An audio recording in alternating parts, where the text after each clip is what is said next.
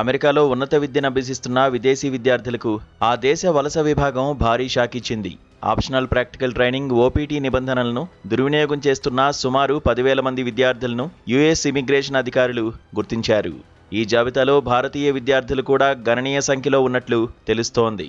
అధ్యక్షుడు Donald Trump బాధ్యతలు చేపట్టిన నాటి నుండి విదేశీ విద్యార్థుల రాకపై ఆంక్షలు కఠినతరం కాగా తాజాగా ఈ దర్యాప్తు కలకలం రేపుతోంది.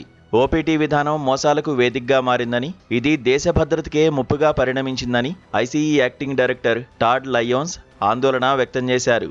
గూఢచర్యం, ఉద్యోగాల్లో మోసాలు, ఇతర దేశ వ్యతిరేక కార్యకలాపాల్లో కొందరు విద్యార్థులు పాల్గొంటున్నట్లు ప్రాథమిక విచారణలో తేలింది.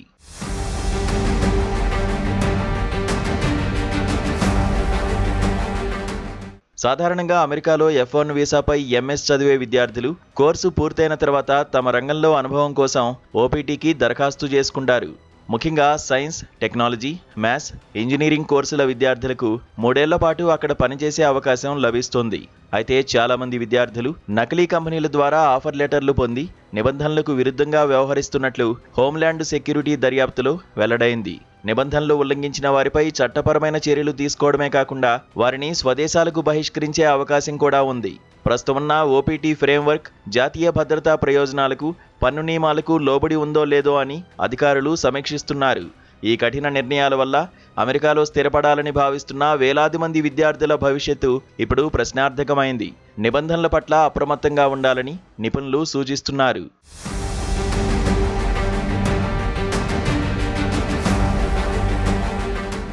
ఈ పరిణామాల నేపథ్యంలో H1B వీసా పొందేందుకు ఓపీటీ ఒక అడ్డదారిగా మలుచుకుంటున్న వారిపై అమెరికా నిఘా వర్గాలు ప్రత్యేక దృష్టి సారించాయి.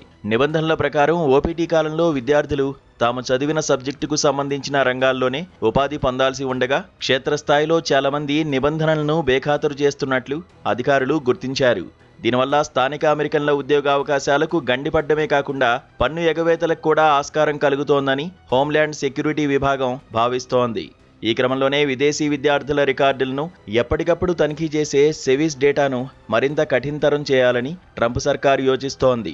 అందుకే అమెరికా వెళ్లాలనుకునే భారతీయ విద్యార్థులు ఇకపై ప్రతి అడుగులోనూ అత్యంత పారదర్శకత పాటించాల్సిన అవసరం ఉందని ఈ తాజా హెచ్చరికలు స్పష్టం చేస్తున్నాయి.